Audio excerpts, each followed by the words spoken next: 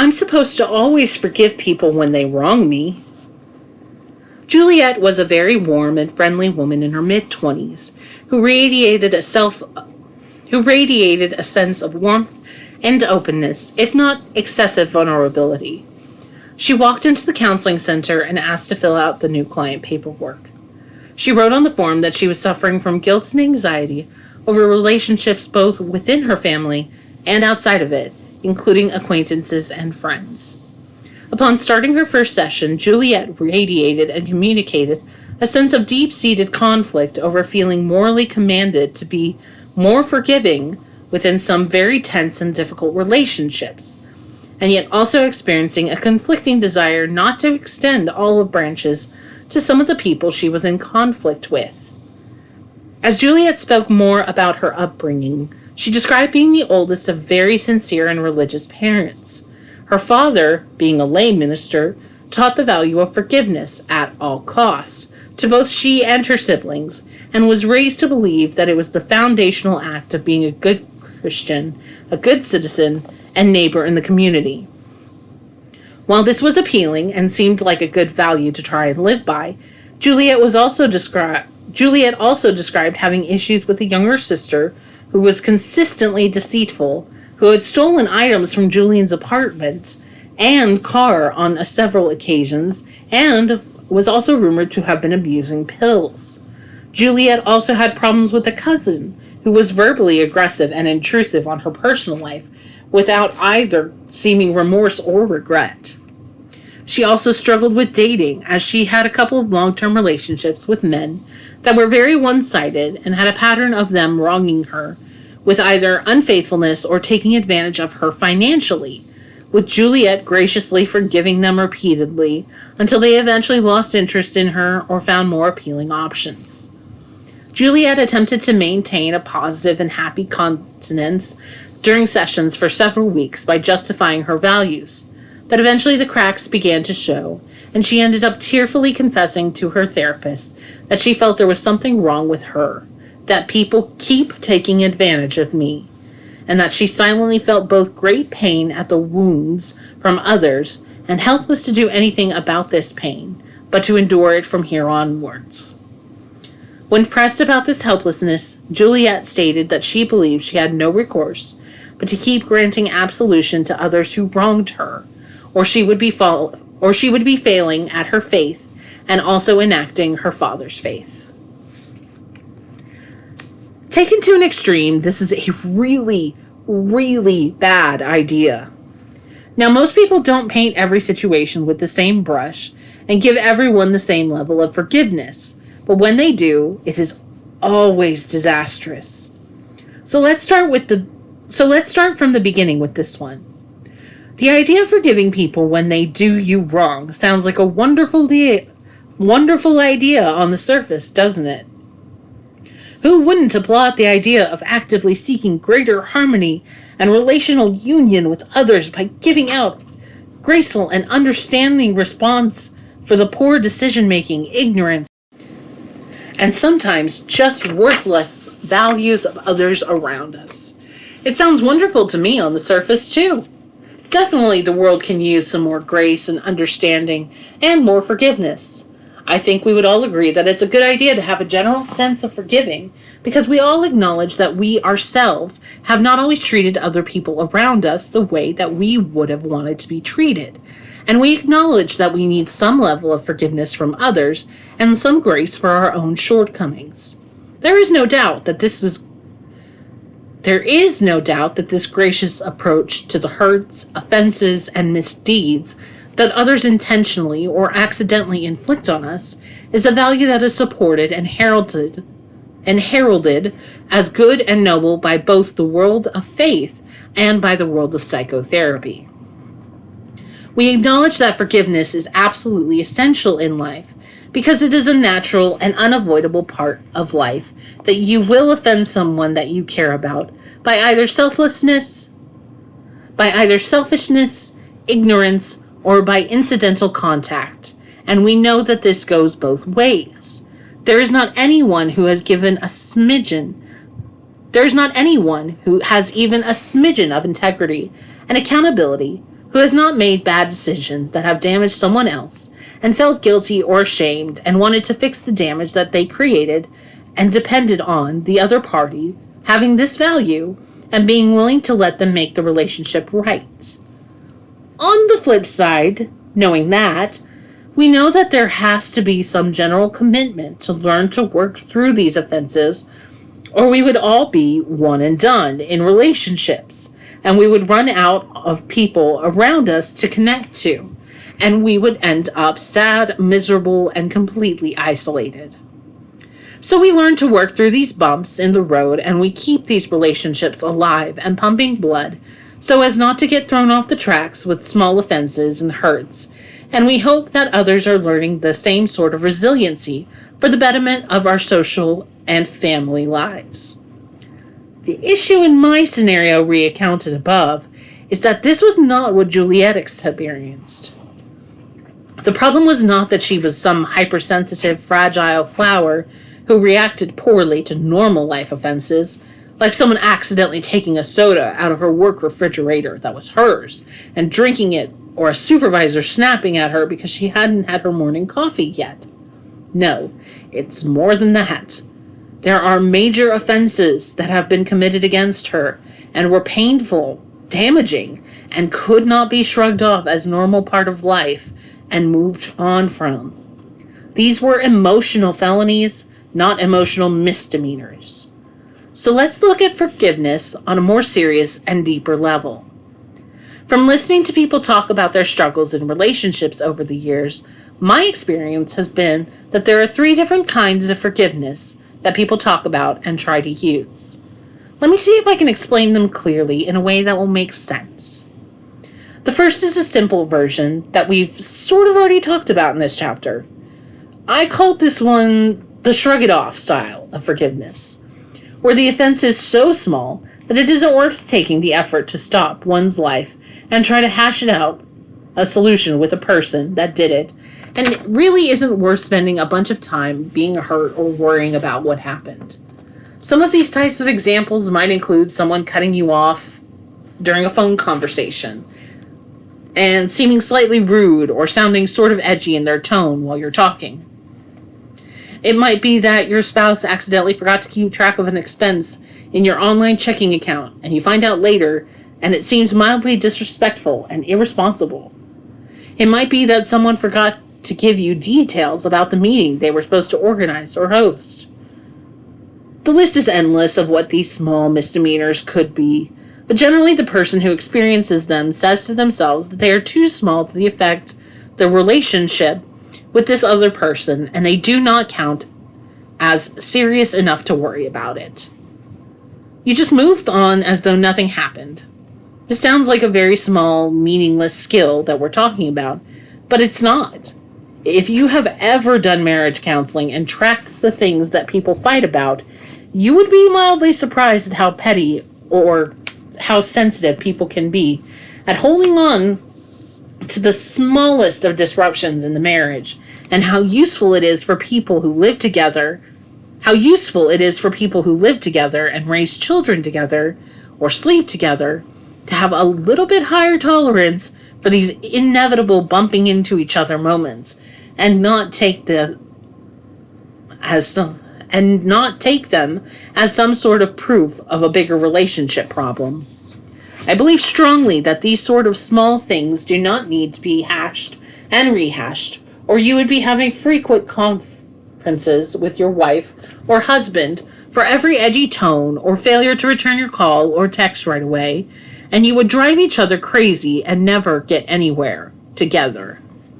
Nonetheless, I think we could all agree that this is a good one that we can all identify with and probably do reasonably well with, unless you are a professional injustice collector and spend most of your days obsessing over minutia. The second kind of forgiveness is on the far other side of the ocean when it comes to the level of offenses. This one is reserved for the strongest of felonies that hopefully no one has ever had to experience or go through. I call this one the wash my hands of it technique. And you see it when people have unfortunately undergone a tremendous tragedy at the hands of someone else, or maybe a lengthy series of offenses by someone who is just incapable of or completely unwilling to take any accountability for what they've done. The last time I saw an example of this in the media was when someone linked me to a story on Facebook with a video of a man sitting in a courtroom setting, speaking directly to the unrepentant murderer of his sister. He was very clear in stating that he was forgiving the killer and would no longer hold any malice in his heart towards him and intended to move forward. I've also seen it recently in sessions when one of my clients dealt with an elderly parent who had been a miserable caregiver for their whole lives and had done nothing but bring misery to everyone under their authority, but who was now in terrible health and in need of hospice care and could no longer wreak havoc on their grown children and relatives around them. I believe that in the first case, the brother in the courtroom was speaking and making a deliberate decision to no longer carry around the rightful rage and desire to inflict punishment and retribution that he surely felt towards the murderer of his sister, and that we would likely have felt right along with, and that he was seeking a discharge of all active hostile emotion. In the second case, I believe that my client was making a similar decision to wash their hands of a lifetime of bad feelings, rightfully developed because of abusive or neglectful behaviors by their parent, because there was no point at the present time of spending any energy on it. The parent was helpless physically and emotionally, and my client acknowledged that there would never be any possibility of meaning resolution to past wounds, and decided to provide reasonably compassionate care out of basic human dignity. In both cases that I detailed, there was no reasonable belief that any harmony could be achieved with the other person through accountability, discussion, so the injured party balanced themselves out cognitively and emotionally by discharging all their bad feelings toward them so that they themselves could return to a normal life. It is also clear that this decision to discharge those feelings was sort of the last and final statement about the relationship in question. It was almost a eulogy of sorts and pronounced that relationships end and that there would be nothing else going forward on an emotional level. I don't begrudge people using this technique myself, because otherwise I could see that they could be consumed by fiery anger that comes from these injustices, and that it would leave them a miserable smoldering heap for the remainder of their lives. I believe that the third kind of forgiveness is one that Juliet was wrestling with at the start of this chapter, and is the one that causes people anxiety and depression that sends them regularly into my office, looking for some sort of relief from destructive pattern that reads misery at every turn.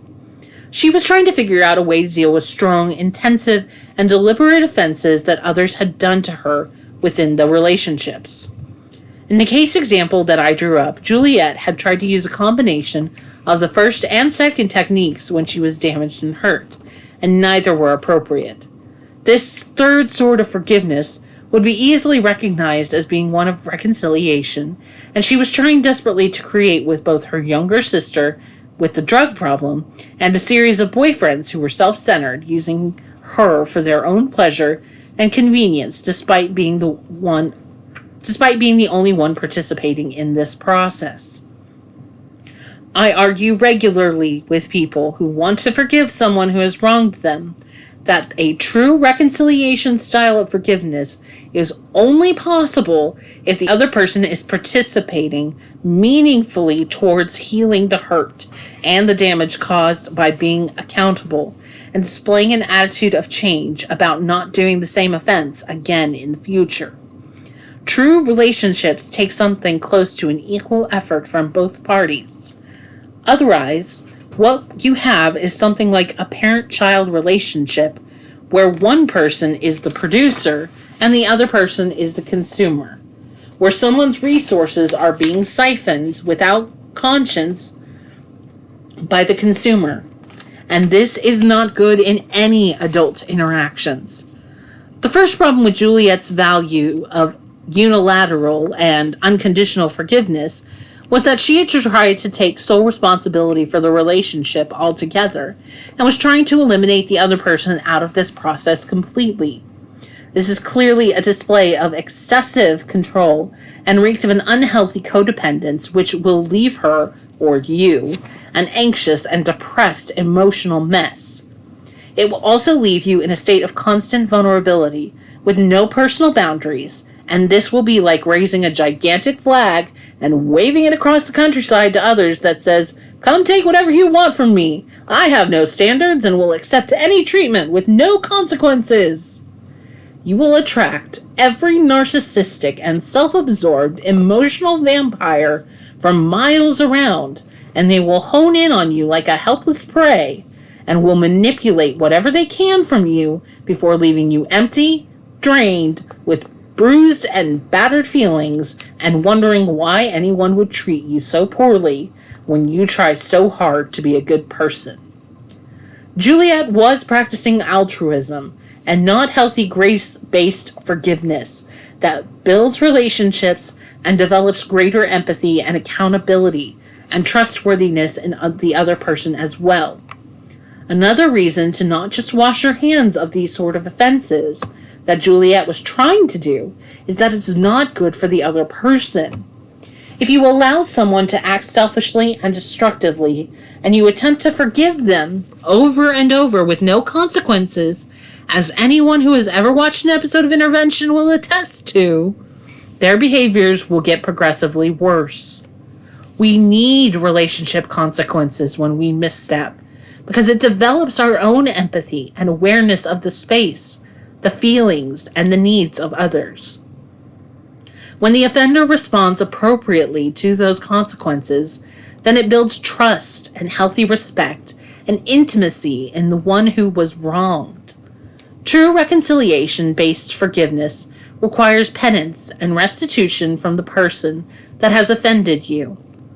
Avoiding the other person and their part in this process of forgiveness is both potentially damaging to yourself in that whatever was at the heart of why they wronged you is still unchallenged and unchanged, and also because it is not a true relationship if the other person is not invested in preserving and maintaining it. I usually hear this excessive attempt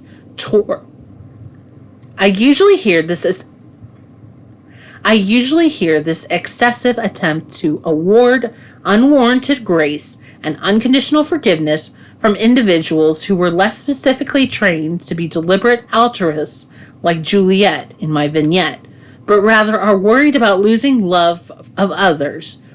or who feel an excessive and overpowering responsibility to be nice.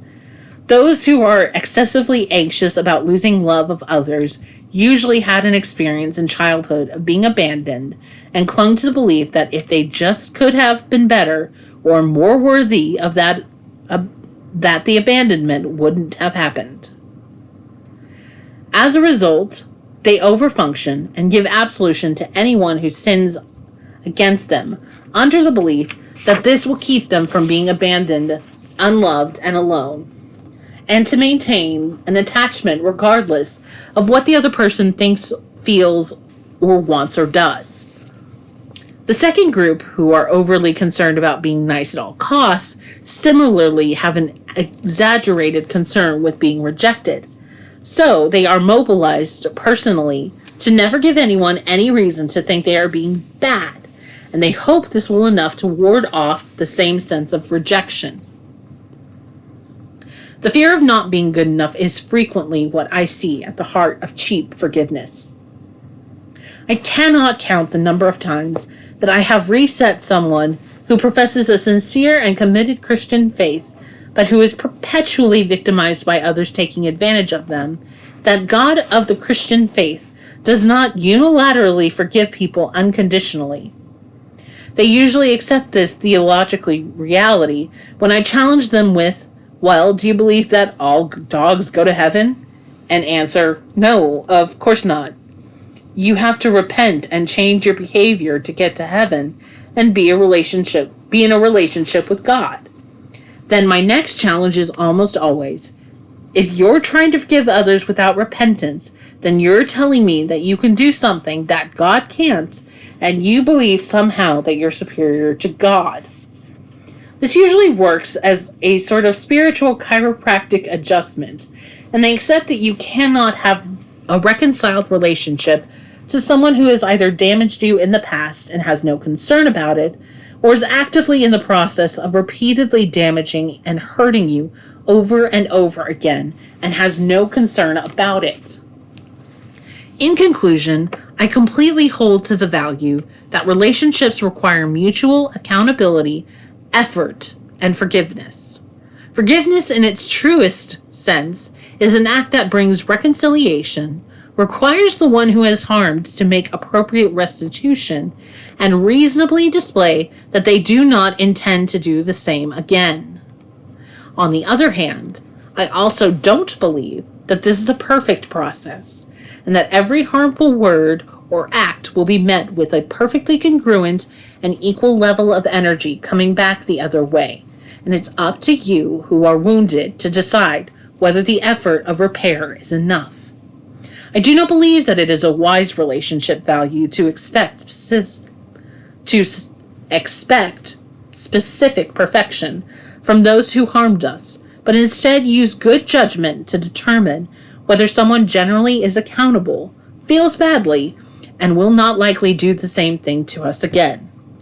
In Juliet's case, however, she definitely needed to begin the process of learning to protect herself appropriately on the emotional level, and maybe physical level too, and value herself enough to expect others will earn what they want from her emotionally, cognitively, and physically.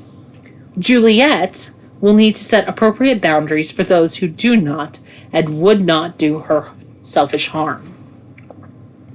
To learn this concept of setting boundaries is to develop appropriate adult self-esteem and will reduce her anxiety and depressive symptoms. Juliet's therapist allowed her to reveal deeper feelings and experiences at a pace that was comfortable for her and respected her need to control what was revealed, and found that their originally discussed relationship problems were only the tip of the iceberg. She had suffered many more abusive indignancies from relatives, so-called friends, and romantic partners. Juliet had a lengthy history of emotional abuse at the hands of several relatives, while an adult who consistently abused her kindness brazenly took advantage of her financially while speaking disparagingly of her while doing it. Furthermore, she suffered both emotional and physical abuse from both long-term boyfriends who had also treated her with extreme disregard as someone to be consumed and manipulated at their whims and discretion.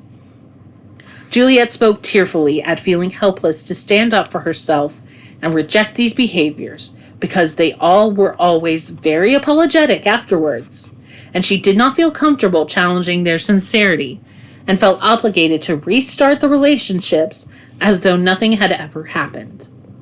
After lengthy discussions about the values that she inherited unquestionably from her father, Juliet began to see that it was less about being appropriately forgiving than it was a form of altruistic, unconditional love that had been broadcast to others around her, and that she had no personal boundaries and was a vulnerable victim for whatever they wanted to take from her.